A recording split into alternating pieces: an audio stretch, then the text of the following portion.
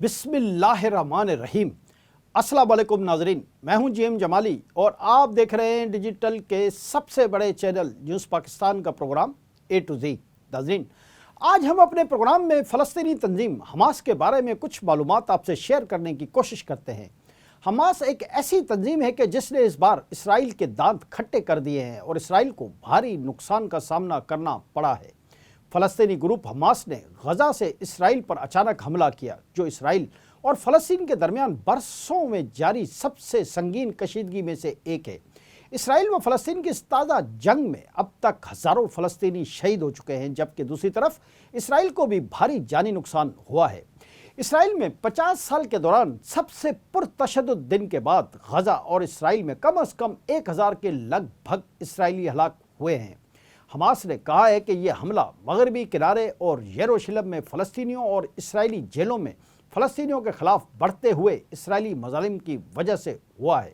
जी नाज़रीन, हमास या इस्लामी मज़ाहमती तहरीक की बुनियाद 1987 में पहली फ़लस्तीनी इंतकाज़ा या बगावत के दौरान रखी गई थी। हमास को ईरान की हिमायत हासिल है, जबकि उसे शाम और यमन की तरफ से भी सपोर्ट मिलती रहती है। हमास बुनियादी तौर पर इसराइली मज़ालिम और फ़लस्तीन पर कब्ज़े के ख़िलाफ़ एक मज़ाहमती तहरीक है। इसी तरह की एक तहरीक मिस्र में अफ़गानुल मुस्लिमीन के नाम से मौजूद है, जो 1920 की दहाई में कायम हुई थी। हमास के हवाले से एक अहम बात यह है कि वो फ़लस्तीन के सदर महमूद अब्बास को तस्लीम नहीं करती और उनसे शदीद नज़रियाती इख्तलाफात रखती है। हमास के बानी अहमद यासीन अब्दुल अज़ीज़ हैं, जबकि इस तहरीक के सरबरा खालिद मशअल हैं, जिनके बारे में कहा जाता है कि वो बहुत बहादुरी से अपनी तंजीम के फ़ैसले खुद करते हैं।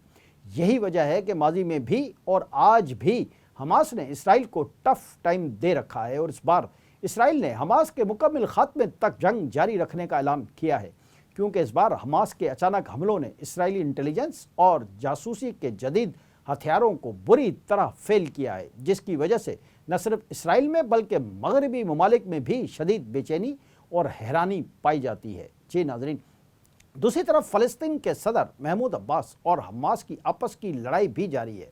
सदर महमूद अब्बास की फ़तह तहरीक की वफ़ादार अफवाज के साथ एक मुख्तसर खाना जंगी के बाद हमास ने 2007 से गज़ा की पट्टी को चलाना शुरू किया। महमूद अब्बास मगरबी किनारे में मुकीम है। महमूद अब्बास फ़लस्तीन लिबरेशन ऑर्गेनाइजेशन के सरबराह भी हैं।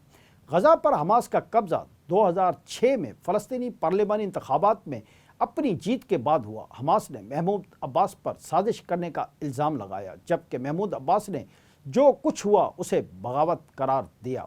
इसराइल के साथ तनाज़ात के मुतअद्दिद अदवार हो चुके हैं, जिनमें अक्सर में हमास के गज़ा से इसराइल पर रॉकेट हमले और इसराइल के फ़िज़ाई हमले और गज़ा पर बमबारी शामिल है।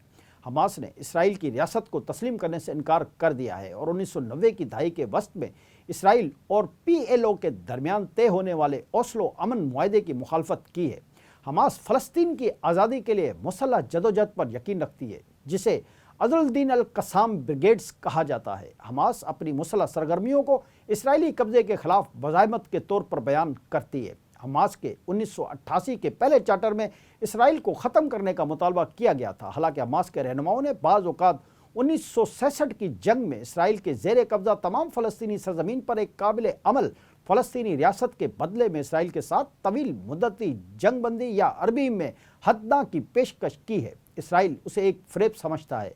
दूसरी तरफ ये बात भी अहम है कि हमास को ऑस्ट्रेलिया, इसराइल, अमरीका, यूरोपीय यूनियन, कनाडा, मिस्र और जापान ने दहशतगर्द तंजीम करार दे रखा है। हमास एक इलाकाई इत्तेहाद का हिस्सा है, जिसमें ईरान, शाम और लबनान में शिया इस्लामी ग्रुप हिजबुल्लाह शामिल है, जो मशरिक़ वस्ता और इसराइल में अमरीकी पॉलिसी की वसी पैमाने पर मुखालफत करते हैं, जबकि इसकी ताकत का मरकज़ गज़ा में है। हमास के फ़लस्तीनी इलाकों में भी हामी है और उसके रहनुमा कतर समेत मशरिक़ वस्ता में फैले हुए हैं। जी नाज़रीन, हमास ने कहा कि उसका हालिया हमला मगरबी किनारे यरूशलेम में फ़लस्तीनियों और इसराइली जेलों में कैद फ़लस्तीनियों के ख़िलाफ़ इसराइल के बढ़ते हुए मज़ालिम की वजह से हुआ है। हमास के फ़ौजी कमांडर मोहम्मद दीफ ने हमास मीडिया पर एक नशरियात में ऑपरेशन के आगाज़ का ऐलान करते हुए और फ़लस्तीनियों से हर जगह लड़ने की अपील करते हुए कहा कि यह ज़मीन पर आखिरी कब्ज़े को ख़त्म करने की सबसे बड़ी जंग का दिन है।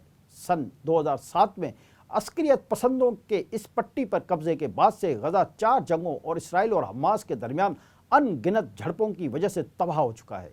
یہ اضافہ اسرائیل کے مقبوضہ مغربی کنارے میں اسرائیل اور فلسطینی عسکریت پسندوں کے درمیان بڑھتے ہوئے تشدد کے پس منظر میں سامنے آیا ہے، جہاں ایک فلسطینی اتھارٹی محدود خود مختاری کا استعمال کرتی ہے جس کی حماس کی مخالفت کی جاتی ہے۔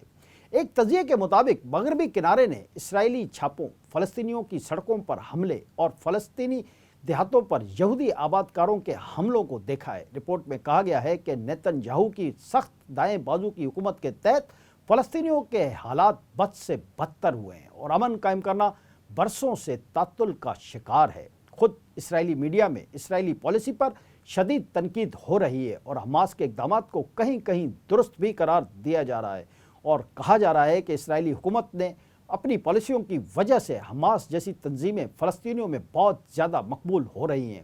اسرائیلی میڈیا نے کہا ہے کہ آپ کو کتنی بار خبردار کیا ہے کہ فلسطینی عوام 75 سال سے پناہ گزین کیمپوں میں رہ رہے ہیں اور آپ ہمارے لوگوں کے حقوق کو تسلیم کرنے سے انکاری ہیں۔ حماس کے رہنما نے بھی اسرائیلی بربریت اور قبضے کی شدید الفاظ میں مذمت کی ہے۔ اسرائیلی رہنما اسماعیل ہانیہ نے اپنے موقف پر ڈٹ کر کھڑے رہنے کا عزم ظاہر کیا ہے۔ اہم بات یہ ہے کہ کہا جا رہا ہے کہ حماس کا اسرائیل پر حملہ کسی حد تک نئی علاقائی عسکری اور سلامتی کی صف بندیوں کو قائم کرنے کا عندیہ ہو سکتا ہے، جو اسرائیل کے لیے مستقبل میں مشکل حالات پیدا کر سکتا ہے، لیکن اس حوالے سے حتمی طور پر کچھ بھی نہیں کہا جا سکتا کیونکہ مسلمان ممالک کے حکمرانوں کا قبلہ درست نہیں ہے۔ جی ناظرین، غزہ کو چلانے والے حماس کے رہنما اسماعیل ہنیہ نے الجزیرہ ٹیلی ویژن پر کہا ہے کہ معمول کے تمام معاہدے جن پر عرب ریاستوں نے اسرائیل کے ساتھ دستخط کیے ہیں، اس سے یہ تنازع ختم نہیں ہوگا۔ ایران اور ایرانی حمایت یافتہ لبنانی گروپ حزب اللہ بھی اس حوالے سے ایک دو ٹوک موقف رکھتے ہیں اور یہ حماس کو ہر اعتبار سے سپورٹ کر رہے ہیں۔ یہ سعودی عرب کے لیے ایک پیغام ہے جو اسرائیل کی طرف دوستی کا ہاتھ بڑھا رہا تھا اور امریکیوں کو ایک اچھا پیغام دینے کی کوشش کر رہا تھا، لیکن نئی صورتحال میں سعودی عرب نے بھی اپنی پالیسی پر نظر ثانی کا فیصلہ کیا ہے۔ تاہم دوسری طرف یہ بھی کہا جا رہا ہے کہ سعودی عرب اور اسرائیل دونوں نے اشارہ دیا ہے کہ وہ معمول پر آنے والے معاہدے کے قریب جا رہے ہیں، لیکن ذرائع نے پہلے رویٹرز کو بتایا تھا کہ ریاست کے امریکی دفاعی معاہدے کو محفوظ بنانے کے عزم کا مطلب ہے کہ وہ فلسطینیوں کے لیے خاطر خواہ مراد حاصل کرنے کے لیے معمول کے معاہدے کو برقرار نہیں رکھے گا۔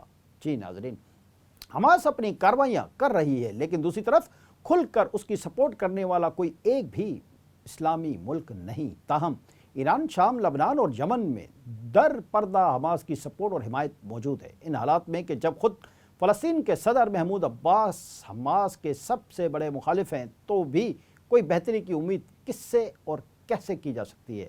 لہذا خدشہ یہی ہے کہ اسرائیل اور بھی زیادہ طاقت سے حماس اور اس کے سپورٹرز پر حملہ آور ہوگا۔ آج کے لیے اتنا ہی۔ اگلے پروگرام تک کے لیے اپنے میزبان جیم جمالی کو اجازت دیجیے۔ اللہ حافظ۔